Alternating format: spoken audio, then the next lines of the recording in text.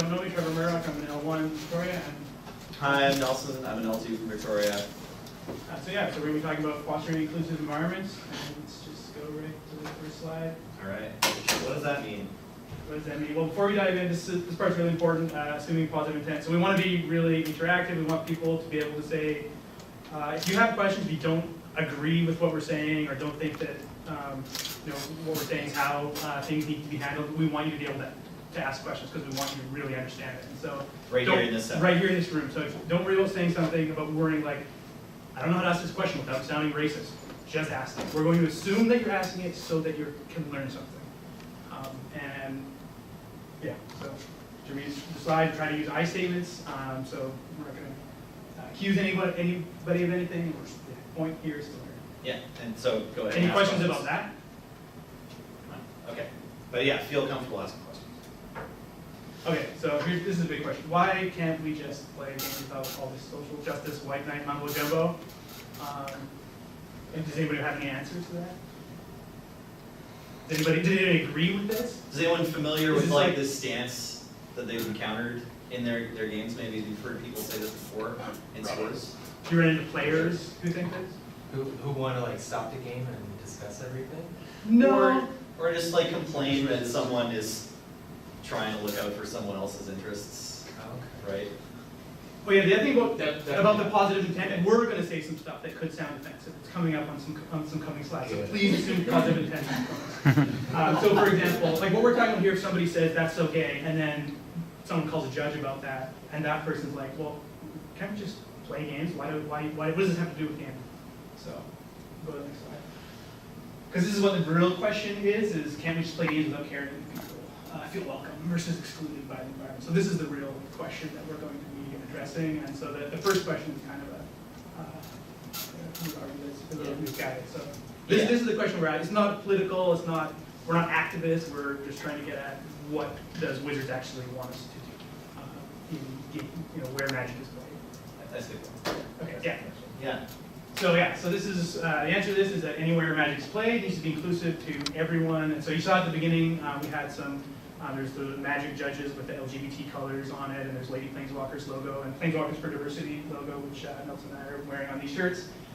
So we're talking not just about sexism and homophobia and LGBT phobia, but also racism. Also, we want Magic to be welcoming to people who have mental health issues, regardless of age, religion, all this stuff. Has nothing to do with playing Magic, so it shouldn't be a barrier to anyone feeling welcome. Any questions about that? So again, it's important to note this isn't about political correctness. Right. I brought Cards Against Humanity.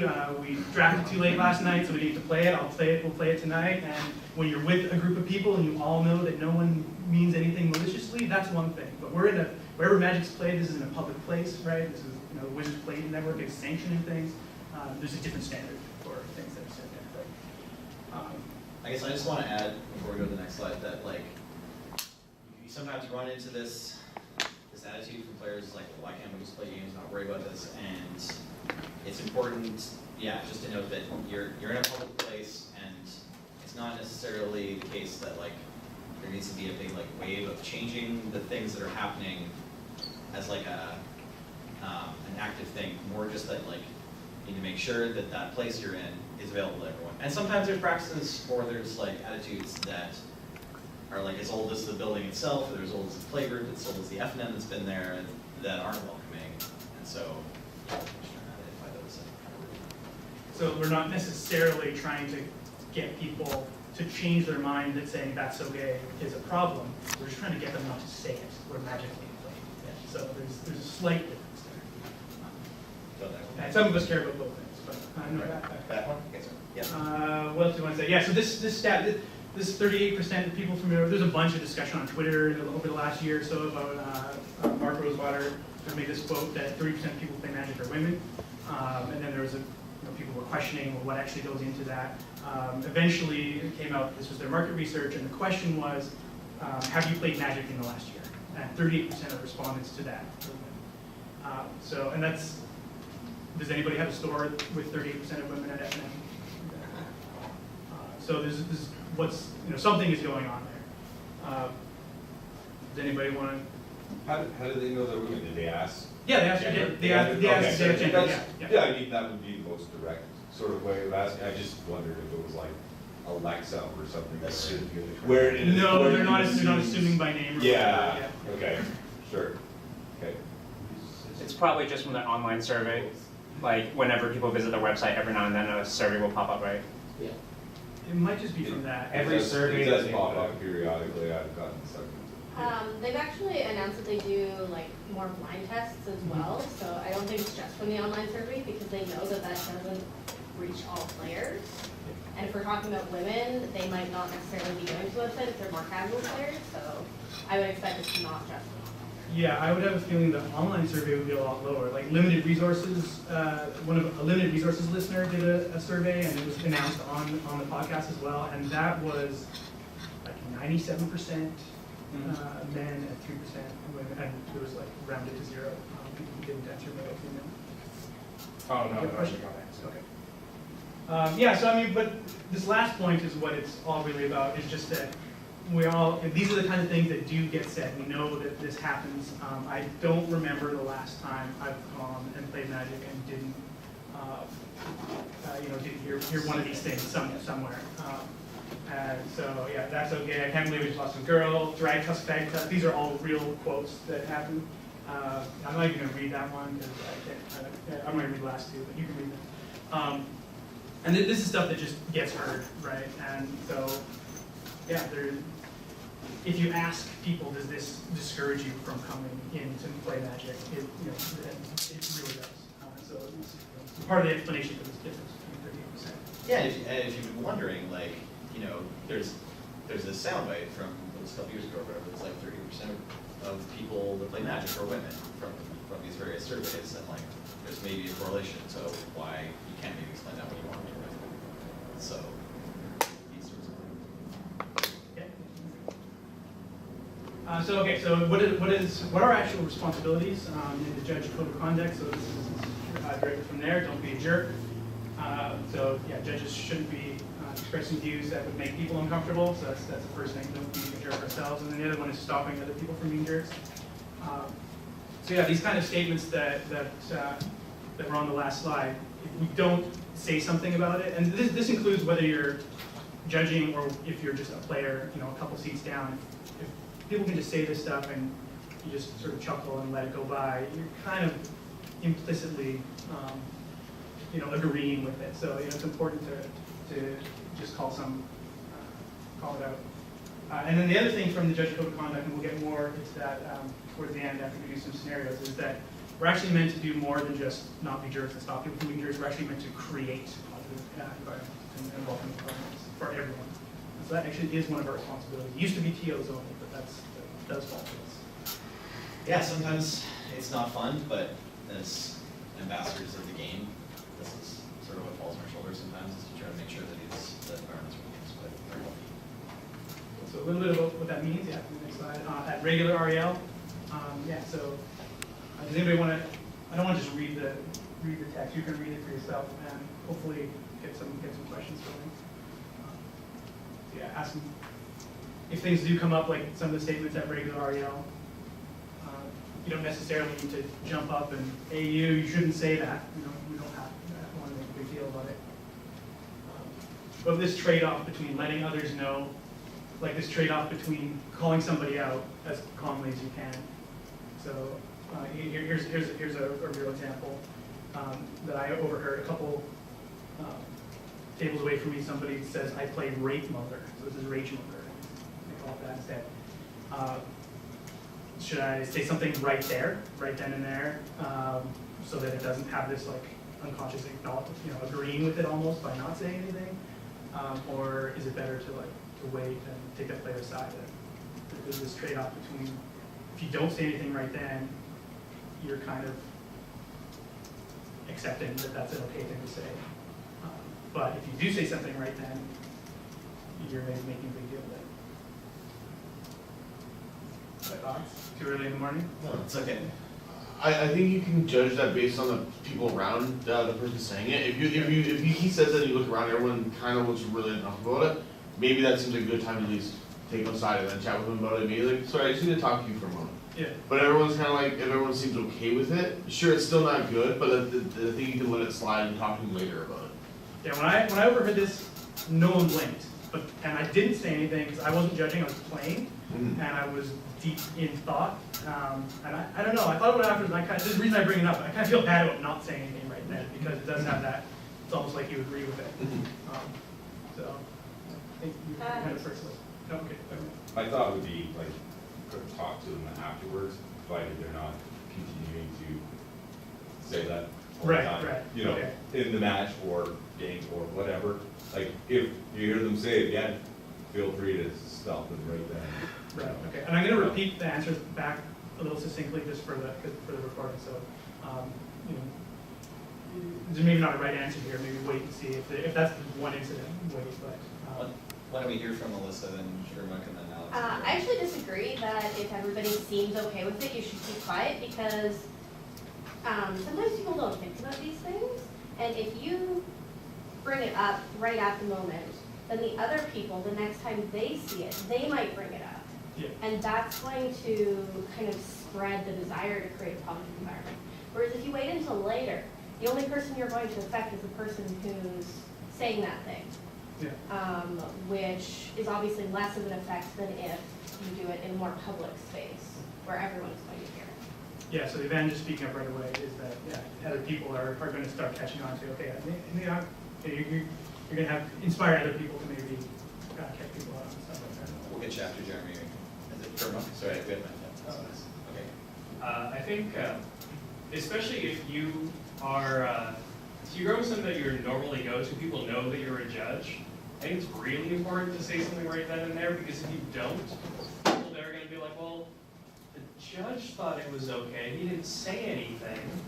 And like there are instances where people have said something, and I was like, okay, you know, I'll talk to him in a bit, let's let them finish their match, and people kind of look at me. I'm like, all right, I'll say something right now, because I really don't want these people to think that I'm okay with it. Because, you know, I'm the judge, and I have a bit more responsibility than your average player. Yeah, you don't want to seem to be condoning it. Alex? I think it is really important to say things right away, even if it's just something like, don't say rape. And it's a very quick call, it's a very quick answer, and it addresses the problem right away, and then that card, when it comes up again, we have to correct the behavior right away. And if you go back later, you track down the player, if you can, because that might not always be the case, you know, it might be a different kind of discussion then, because it feels like if you correct it right away, you're correcting how they're saying it, and I think that can just kind of be a surface level, okay, like, yeah, you're right, I should probably not say it like that. If you address them later in a one-on-one scenario, they might feel like you're attacking them as a person, Right.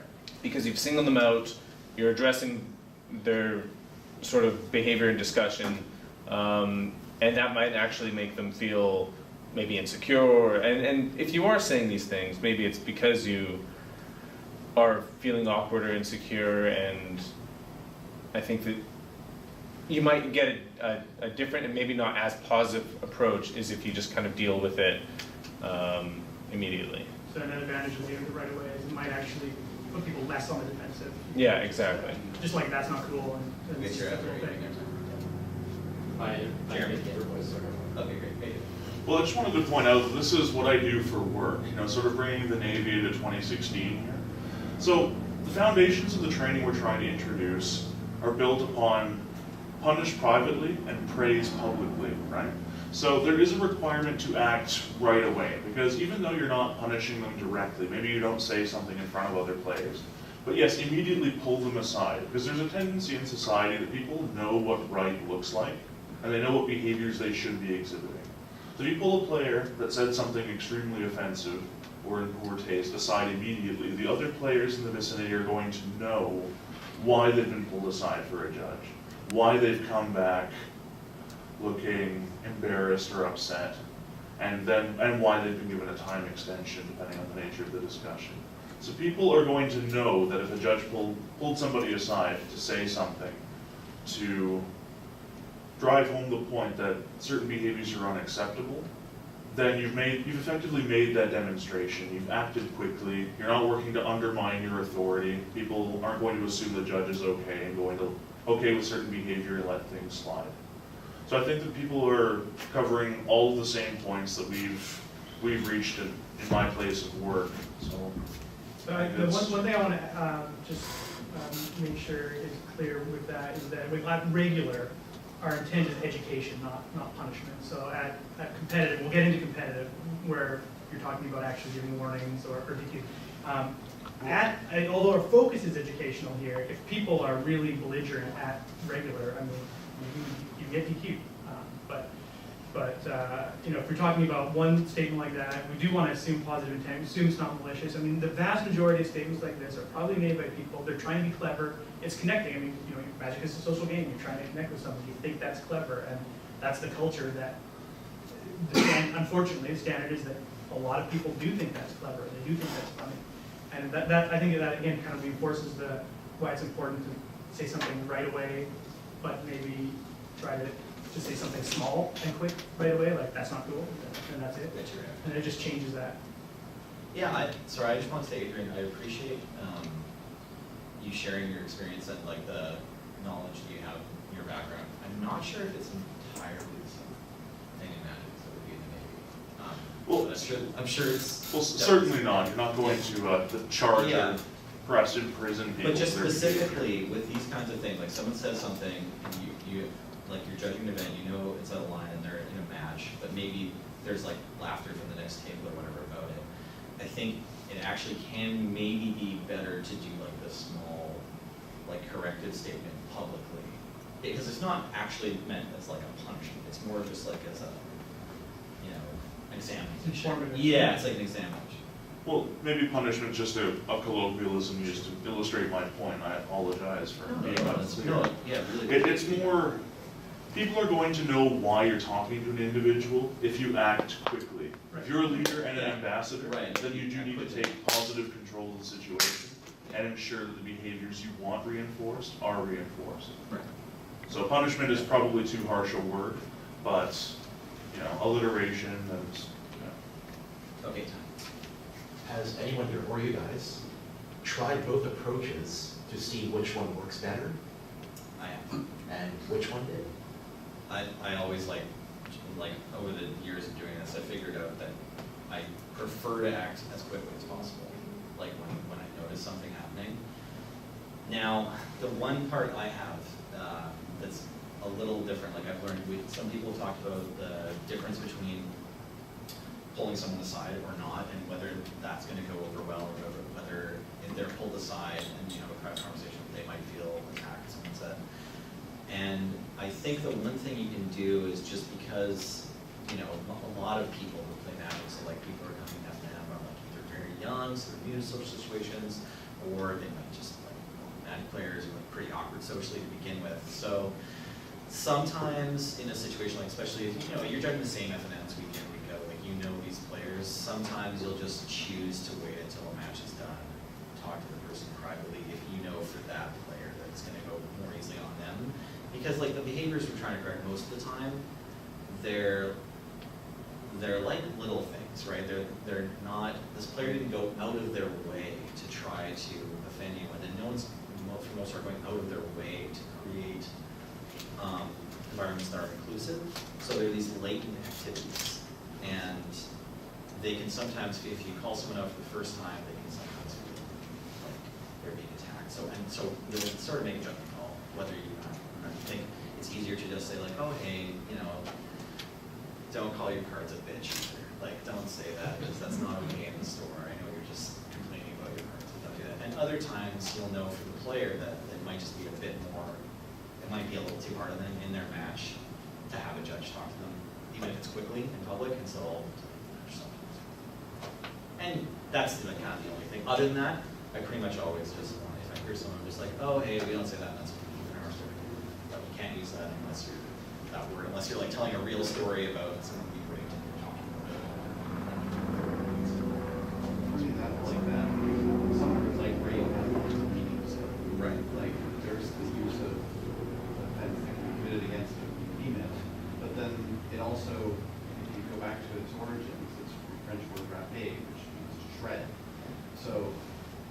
that's originally what it was used for. When you rape and pillage, you're plundering, not necessarily. Right, okay. It happens to also include exploiting women, but that kind of became associated later. But the original meaning doesn't necessarily associate to that. So- So it's one of those weird things where people will say it, but they don't necessarily mean it that way. I think it's Well, not a great actually, idea. let's go to the next Okay, slide sure. because that we need to address that. Okay, it's your job. I think it was, yeah. So it might actually be on. It might actually. Yeah. Okay. So this is true of both. It's on the USC major slide, but this bullet is kind of what addresses that comment. Is that actually, so there's kind of two things. Whether somebody is actually upset by something, or whether it was actually like the intent is not really, the intent isn't what matters, and whether someone was actually offended doesn't matter. So like, if this happens between some buddies and you know, and their friend says, oh, I don't mind, that is that's beside, and everyone around says, oh, I don't care. That has nothing to do with that. So it's just about, because it's about whether people feel welcome or not, and whether the 6 players who happen to be in the store at that time are all fine with it. You're in a public place, somebody could walk in who is bothered by it. And you can say the same thing. I actually had a very long Facebook conversation with a player about the word retarded, and he was saying, oh, I just want to say this event it's been slowed down. And that's what that word means. And yeah, but some people are not going to enjoy their experience because of you using that word. And that's what it's about. No one has ever called someone a bundle of sticks in an offensive way.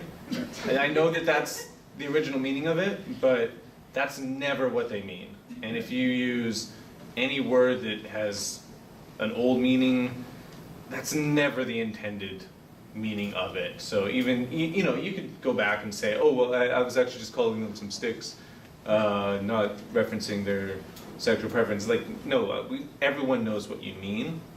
And you can't let anyone backtrack or try to slide out of it, because that's not how anyone's ever going to accept that word, right?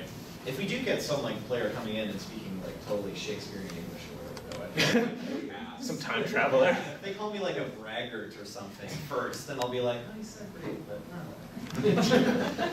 Yeah. I think we should breeze through these in the interest of time. This can be read, and there's also a link to other talks for more about like how you issue USC minor and stuff like this. So we do have some different tools that are available when we're judging it competitively. So yeah, so there is USC minor.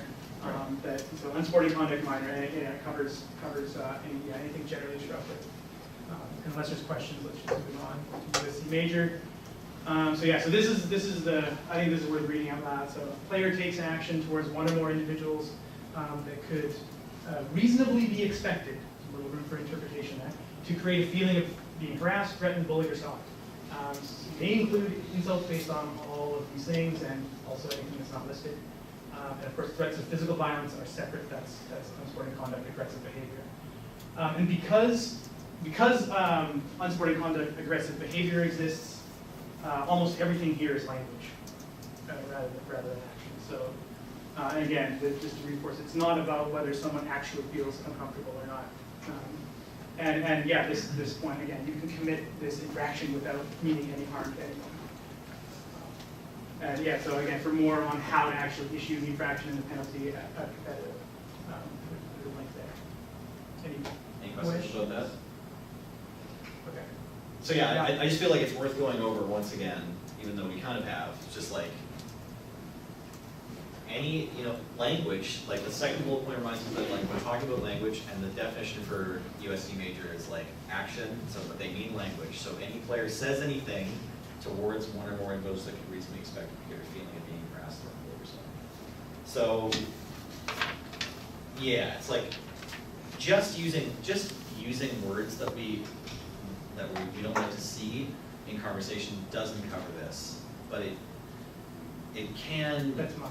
Yeah, well, it's just, it can like include using any of the same regular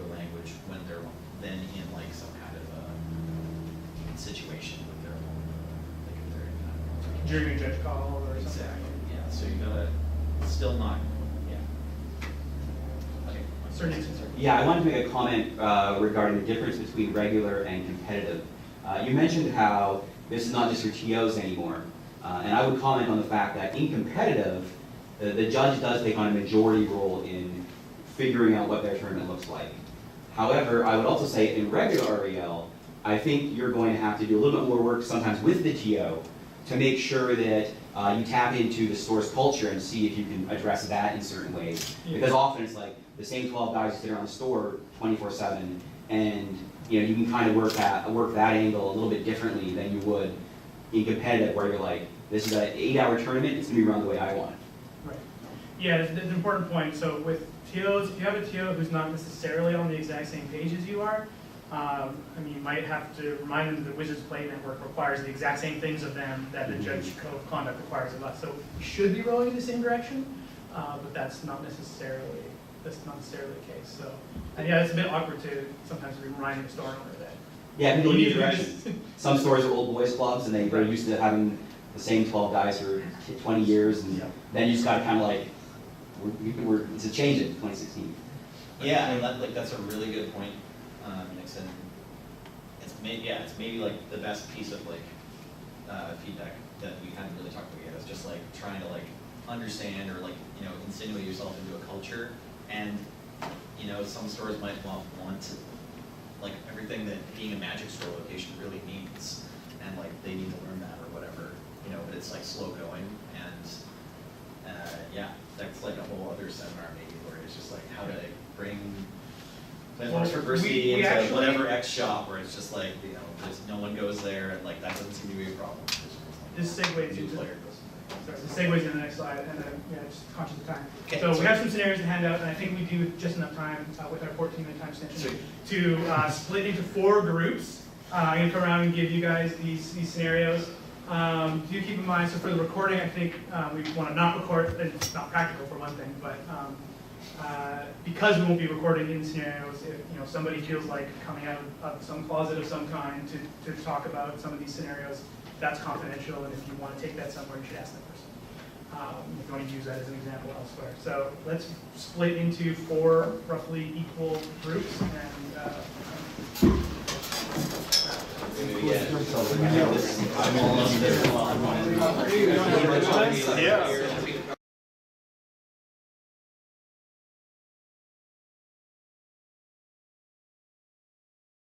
No.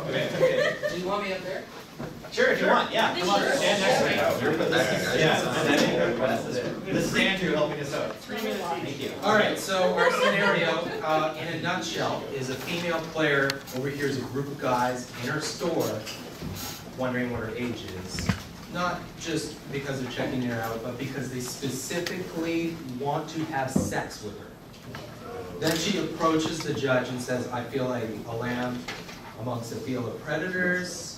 What do you do? So when we discussed it, we had to come to the realization that it is a problem, no matter how you put it, because it's not just horsing around, it's not just guessing at an age, it's obviously a very specific intent. You're almost walking the line there between legal and non-legal matters, so it is a problem for obvious reasons.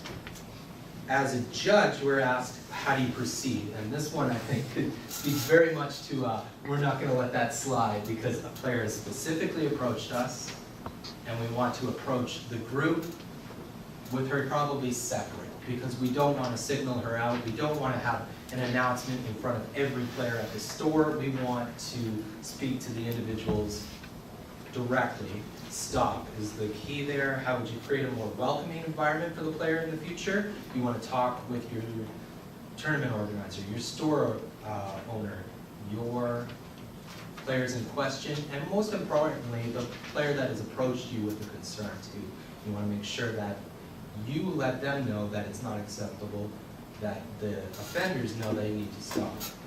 And the one we probably struggled with the most on the last bulletin here was, what steps would you take to foster education in the community? We figure you can do certain things like posting signs or approaching gaming groups, perhaps maybe on online forums. Like, we are a group that is trying to prevent these kind of things, and we're trying to be inclusive of everyone. Did that kind of hit on everything, guys? Yeah. Does anyone have any questions for Andrew? Yes. Jeremy? Do you think you're gonna allow the players in question to keep playing in the tournament? In this scenario, yes, but it is going to be discussed privately. If there's any other thing that follows it up, not only are they not going to be allowed to stay in the tournament, they're going to be asked to leave the store, I would think, because that's a really serious one. I like have trouble picturing, because I'm like male presenting and like physically pretty large compared to many humans. I find I often have trouble envisioning fear of rape. We discussed that too. So, like, personally, like a strategy I use to visualize is I hear lots of stories of men in similar situations to me, like physically and gender-wise, in really politically volatile environments where often like there's secret police forces and they're constantly feared getting their heads kicked in, like either getting beat up to within an inch of their lives or killed. And this could happen in an alleyway kind of thing. I imagine if there was like secret police at another table, like wondering if I'm part of a targeted minority in like a politically volatile part of the world, and then someone takes them aside and talks to them and gets them to stop saying those things. But I know they're still thinking them. I would not be able to play. I don't think I'd be able to keep playing the tournament. I would definitely have to leave. This is a point we discussed too. I'm completely terrified. Like, it's me or them. There's no possible way that I would feel comfortable like playing in a tournament run by a judge that ever allowed that to happen. Like that. Are you kidding me? This is terrible. To that point in our scenario, she still wants to stay and play in the store, which tells us that she's not feeling at that level yet. Yeah. But if it's getting there, we're obviously not doing something enough, because like you pointed out, when there's fear and then there's true terror, where you're like nowhere near the scenario anymore. We have, I think we have to move on. Okay. Otherwise we're gonna, unless David wants to. I would really like to ask this question. Okay.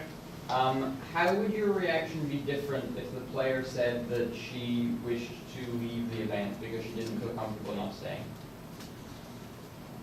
That woman puts me on the spot instead of the group, but I would think. I can ask the entire group. Yeah, I think at that point in time, we really need to pull all those guys aside, and maybe even, or so pull the girl side first, maybe ask, does she want to take more legal precedence? If she does, that our role is no longer relevant anymore, we now take to the store owner, we ask him to get the 7 guys to leave, and we have to get the police involved at that point in time. I mean, this is also where the difference between competitive and regular really comes in. I mean, regular, you're giving them like one chance or whatever, and is that enough to make her feel comfortable? And if not, your only option is DQ. Whereas at competitive, you can give losses and stuff. So I do think we need to move on. I love that it's generating so much discussion. And also, by the way, just two things to mention. These are all based on real examples that happen to people. And the other thing is that there's not necessarily right answers. We're just wanting to keep the discussions. But yeah, like, please just everyone remember that some of you thought maybe just taking the side was enough here. Others thought maybe that a DQ was definitely necessary, and still more people probably in the room think the right thing to do is just call the cops immediately here. So having this discussion. Scenario 2. So scenario 2 involves a Grand Prix trial where a man comes up to you who's going to play the event, and he tells you that people are targeting him, making comments about his sexuality and the fact he's not really a good player, and his boyfriend builds a deck for him, which is obviously below the standard of any kind of acceptable situation for playing Magic in. So the first question says, how would you get more information? So our group talked about things like, what are our priorities? And our first priority was saying, I'm here for this tournament, and I'm going to make sure that I do my best to make sure this is a safe environment for you. So in terms of customer service, reassure that player. Apart from that, we can talk with the store owner. We can talk with some other people who maybe you recognize because it's a competitive event, you see them occasionally, and try to get a sense of what's going on. It might help you give you some context or information that's going to help you. And so the second one says, like, how would you foster a welcoming environment? So that's going to tie into what I already said earlier, and we talked about the fact that you need to figure out like what kind of store what's going on here? You know, is there a specific in-group that's rejecting him, or whatever's going on, you need to discern that first of all. And then there's this, the mythical other judge. So I know a lot of the time we hear about another judge and it's a fictional person, but in this case we have to assume, yeah, there's this person and we're going to figure out who it is. So we talked about whether we feel personally able to contact that person directly. Some of us in the room would. Some of us in the room would be able to say, just send an email and be like, man, I heard your store was having some problems. Can you tell me about them or anything like that? Whereas other of us would try to reach out to an L3 or an RC who we feel could help us take some correctional steps there. And that would probably depend again on what we found out contextually.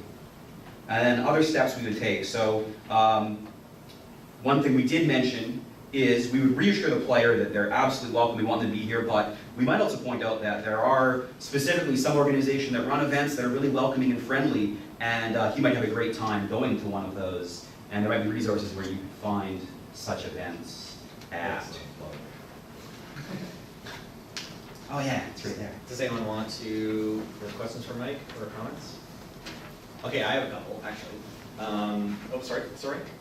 Have you considered altering your opening announcements? Yes, sorry, yeah, good point. Someone in the group mentioned that, that all of a sudden our opening announcements are going to have an extra little bit in them about how Magic events don't tolerate this sort of action. So yeah, good point. Yeah, we thought of that. Which are good. Yeah. Okay, so yeah, I have good points if I can. Do you think maybe that this is grounds where if you're running a grant for your child, so it's not competitive, do you think that there's reasonable bullying, like an intent to bully from one player to another? Like, do we have a comfortable, sense that we should issue a UC major here? So the scenario as written in sentence 2 says there are some situations in previous events. Okay. That doesn't pass my standard for tracking down a player and giving them a penalty in this event.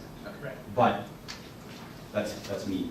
And then that's fine. I just wanted to bring it up. And then the only other one is I kind of worry about saying if someone tells you that they're playing at a store and they feel like they're always above the joke and they're kind of being bullied. I worry about saying to that player, like the bullied player, like, oh, well, did you know that there's some events you can go to where people will be nice to you or whatever. For sure. I would rather send the bullies to those events, right? I think you still want to mention that they exist, but it's you need to be very clear that this is actually not how Magic is meant to be played. If you go to one of these events, you are more certain that you're going to, you're more likely to not have to encounter this kind of stuff. But that's not like instead. We just want to make sure that you're going to take away that's just like, I'll go to the event where I won't get bullied, and that's how I'll play Magic. I mean, I think the big issue here is that if this does happen at previous events, probably, I guess, frequently, obviously the TO's okay with it. So how do you handle it from that point of view? Please consider an email, right? You just talk to the TO. I mean, I personally will go to the store and talk to them. Yeah. I don't know if there's a person who wouldn't feel comfortable what they would do. So there's one more thing that I want to mention before we move on to the next slide is that, so if there's a judge, and if you don't feel comfortable talking to this other judge, there's a judge feedback form, and you can tell the player about the judge feedback form as well. And also if it's a TO that you have a problem with, Helene Bijot is always interested in hearing if there are stores that are having problems following Wizards Play Network standards. So you can just tweet at her or, The likelihood is the judge isn't even certified. Or the judge doesn't exist. Is Yeah. the judge? Yeah. That's possible. Yeah. Fine. Yeah. Thank you. Okay. Thank you very much, Nixon. And then from Counselor, do we have a speaker from Group 3? Please come up. Speaker that was chosen. Thank you. Good at taking notes. I can't do it off the top of my head. Is that the group with the most judgmental? Worst at following exclusive instructions. Well done. Thank you. Okay. All right. So we've got a problem. We've got a large event, and I'm walking by with my buddy who's Japanese. We're both judges, and I'm not Asian, but we both hear, oh yeah, some bunch of disparaging comments about Asian Magic players and Asian people in general. Sounds like my buddy's really uncomfortable. New judge over here. and like wants something to be said, of course. We both want something to be said to these people, to these players. Something needs to be said, but they can't do it. My partner can't do it themselves. They feel anxious, they feel nervous. This is, the responsibility falls to me now. What do I do? And so, so first of all, clearly, my partner can't intervene, I've got to intervene. So we agreed that we would have to step in. And there's two reasons for this. And one is that it's very possible that an Asian judge stepping in and making comments against anti-Asian racism could fall on deaf ears. Those players are not going to be very impressed about oh, well, you're just saying it because you're Asian, you know, kind of think, oh, classic, an Asian person intervenes about anti-Asian racism. Me, I'm not Asian, so they're maybe more likely to listen to me, especially because I come off white, and so I've got a lot of authority and voice. And the second reason is I'd never want to put my judging partner in that situation where I force them to take on a group of people who are disparaging against Asians. So I reassure my judge partner that I'll take on this responsibility. You don't need to talk to these players if you don't want to. One strategy, maybe downplay it if we want to do that, is say, hey, I know you're not racist, but those words are racist, or that kind of, I know you don't have ill intent, but look at the harm this can cause. We also said, we kind of ran out of time again. Yeah, okay. I'd like to add something.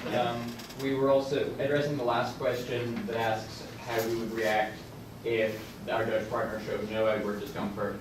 We also had a discussion about the best way in which to present those things and the benefits, as you two had discussed earlier, of using I statements and trying to sort of reduce the impact of our statements.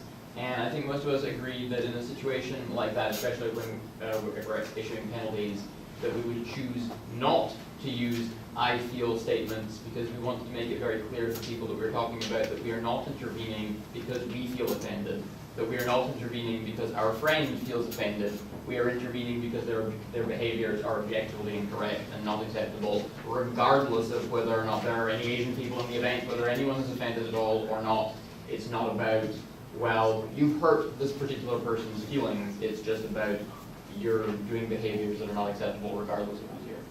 Did your group feel that there should be some penalties handed out? We didn't quite get to discussing that. We mentioned that I was talking to Alistair, this is race-based talk.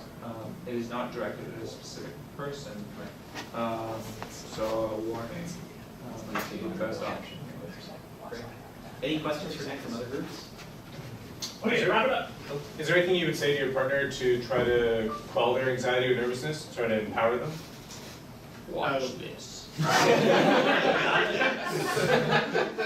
We didn't talk about this, but you could realistically reassure your judging partner that the entire judge staff is on their side and that none of us find this kind of behavior acceptable. And you could even bring it up with the judges, with your other judge staff later. Thanks so much, Nick. We do need to Senator speed Ford? it up, and we can also talk more over dinner with all of these. Sure. Okay, so, thanks. I think, great. Okay, we've got no slides. Tell us what happened in your scenario. Okay, so our scenario involved a transgender person who uses she, her, hers pronouns, comes to sit down on a match. She's a female-looking name. Her male opponent claims that, hey, this is, or sorry, so she's a male name, sorry, or no. She has a She's female a female name, name, but she male name. appears male. Her male opponent says, I got the wrong opponent. My opponent is supposed to be a girl. I think there's something funny going on here. And the transgender individual is very offended and uncomfortable by it, or made uncomfortable by this. So how do you proceed in mediating the situation? I think the priority here we discussed is obviously making the individual feel comfortable, that letting this person know that the opponent is probably not acting in any bad faith, that they're generally confused and, I mean, ignorant is a harsh word, but it may be appropriate. They're uninformed about transgender issues. And we might want to try to, if we have the time, inform the other individual about how transgender issues, not everybody who has a girl's name will look like a girl and vice versa. Would you get the head judge for assistance in the scenario? Most of us were saying that, like, yes, we would, because the player actually specifically said, can I speak to the head judge about this? And I think probably a good way to facilitate that would be to stay at the table and get another judge to get your head judge if you have that option. How would you foster inclusivity in the future? We didn't really get to that, but I think that talking to this player about transgender issues would go a long way to fostering inclusivity. And actually back to mediating, we discussed, like, well, it wasn't really the group's opinion, but more of my opinion. I said if he completely refused to play against this person because he was convinced it was the wrong person, I would probably tell him to start playing, or I would give him tardiness. So. Okay, one question, Andrew. I was just gonna add, good practice when you sit down is to ask, hey, are you Sally Summers? Right? It doesn't matter if you're looking at a guy. That would be the way I might educate that player. I really like that, yeah. Because ultimately, like, what your opponent looks like, it shouldn't really matter. You're trying to win a match tournament. Right. You're just trying to play. That's something you could tell the other player. Yeah, exactly. If That's you part of the want to avoid education. the situation, make sure you're not feeling. You can remain ignorant here and still be safe for the tournament. Yeah. I mean, like, without getting into this too deeply, there could always be an Asian judge who has, like, you know, or half Asian, half white, and they have a complete white name, like, or Caucasian name, like Jeremy Smith, but they project their outward experiences of Asian. Would the other player question that, and would it be right for them to do so? I do not think so. So it's just like, you know, get your act together. Thanks very much. Thanks. Okay, we're gonna Thanks, wrap up everybody. super quick. Yeah. I'm not sure that we have time, unfortunately. But dinner, we're talking more about dinner at dinner. So the last thing we want to mention is the about actually creating welcoming environments, and so we're just going to slide. Yeah, so here's a couple things. Don't always use male pronouns for hypothetical players and judges. I think that's something that we can all practice on. A lot of us have this just habit of saying he when we're talking about judges or players, Magic players. And yeah, calling out the small things and calling them out quickly. We talked about that. I think everyone's on the same page about that. Approach your local game store. So this was mentioned in Mike Nixon's group scenario. So I won't read this out, but this is the sort of opening announcement blurb that's read out of Planeswalkers for Diversity, or Lady Planeswalker Society has something very similar. And then you can also add that to any event, or even just a shortened version of it. Treat your opponents with respect. They're humans, not Eldrazi, or not zombies, or what, depending on the set. I'm going to jump in there really quickly, though. We didn't talk about the other difference that's often present between players who know how to play Magic and been playing for a long time and new players, and try to break down that wall can do wonders for the same thing. So if you talk about your LGS, even if you don't want to do Lady Planeswalker night, you want to do P4D night or whatever, you say, like, what about we have one Magic night where it's like, people can just mess the rules up constantly, and we're just holding their hand for the whole night. So yeah, it is often Okay, nice to tag it with a like a casual night or whatever, but as you mentioned before, Nelson, who you really want to hear this stuff is the regulars. So often Planeswalkers for Diversity chapter will be on like the regular draft night or whatever. You want 90% of the people who are there to actually be your regulars. And you also want that to be a night that maybe someone who wasn't comfortable coming to the store before now is comfortable because they know it's that night, but it's really you want to hit the regulars. I think we need to end and get out of the way. I just wanted to briefly note that I've had a lot of positive success gently correcting players' use of male pronouns for female cards. Right. Right. Just people just refer to Thalia as this dude, and I say she. That's all it takes. Yeah. People start correcting their own language. All right, Alice, you're supposed to listen. Was yours a quick question or a long question? More of a discussion point. Okay, maybe. Great. Thanks.